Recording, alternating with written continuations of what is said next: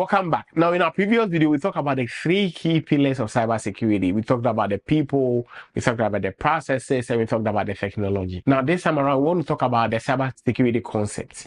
Now, organizations develop and implement information security policies to be able to impose a uniform set of rules for handling and protecting essential data.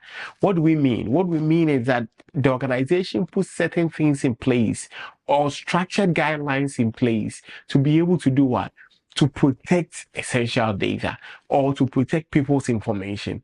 Now, most IT security policies, they focus on protecting the 3 key aspects of data and information. What are these? Confidentiality, integrity, and availability. We call it the CIA triad. I'll go into it more, but in short term, when we say CIA triad, what we mean is that confidentiality means that protecting the information from unauthorized people. Integrity means that you are protecting the information from being edited or modified.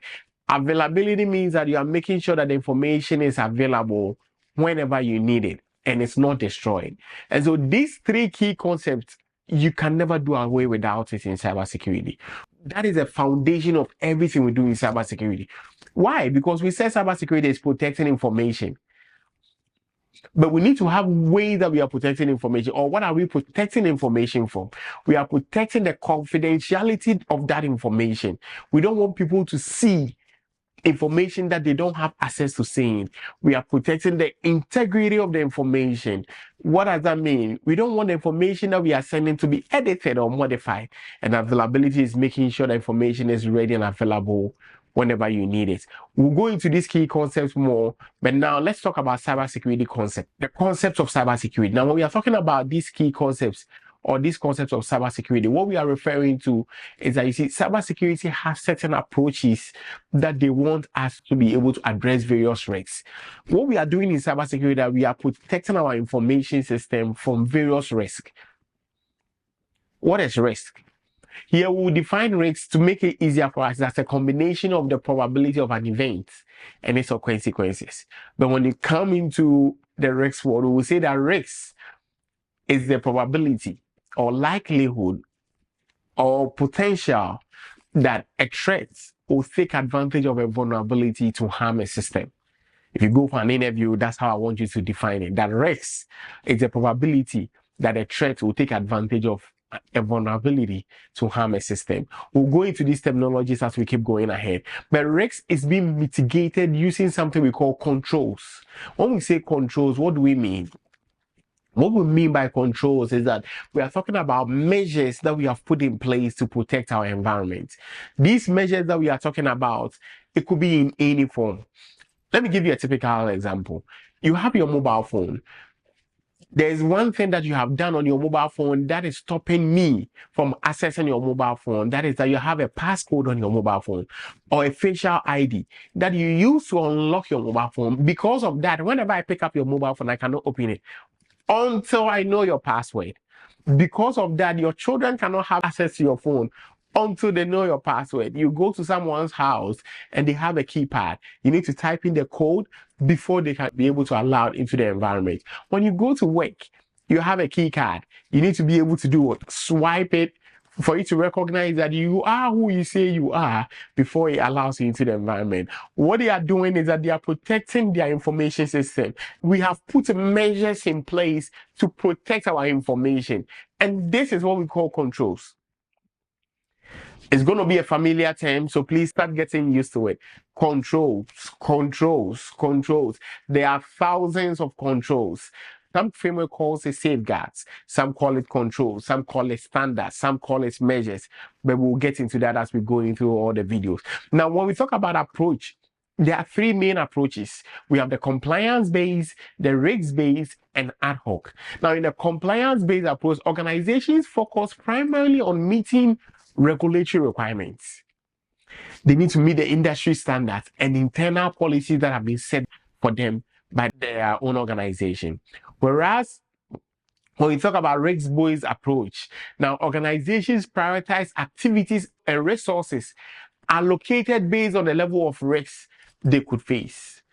Ad hoc means that whenever it happens, we go ahead with it. Now, let me explain a little bit about a compliance-based approach. Compliance-based approach means that decisions are being guided by the need to adhere to rules and regulations. So there's a certain regulation that we need to abide by.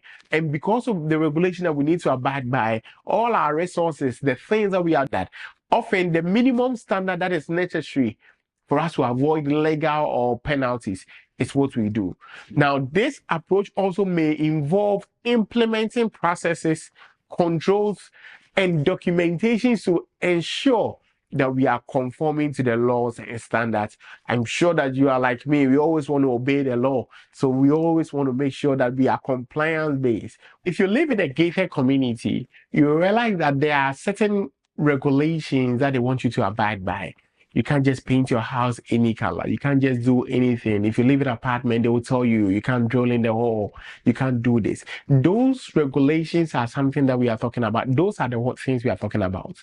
Meaning that you are being in compliance with what those organizations is setting for you.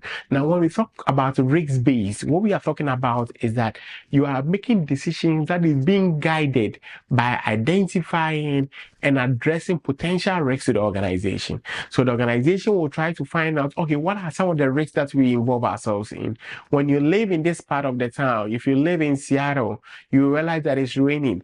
Okay, if it's raining a lot, what are some of the risks that is involved being in a neighborhood that is raining a lot? You need to make sure that you are addressing all those issues. We are first identifying it, we are assessing it, and we are making sure that we are addressing it. Now, resources are also allocated to these areas where we realize that there is a lot of risks. And because the resources are being allocated to that areas, we are sending these resources there to be able to help us to be able to address risks that are involved in these areas. This approach also allows organizations to be more proactive, addressing potential risks or potential threats, opportunities, rather than merely doing the things that is going to help us to be in compliance. In literal terms, what I'm saying is that you talked about best practices in our VEX videos. We want to make sure that even though we are not telling us to do this, you will do it. As I told you, you live in a gated community. They say that to be in compliance, they will give you, let's say, a security guard who will be at the post to be able to guard the whole area. But when you came to the neighborhood, you came to realize that you need extra security because you have kids. So what do? You buy security cameras for your house. They will not stop you from doing that.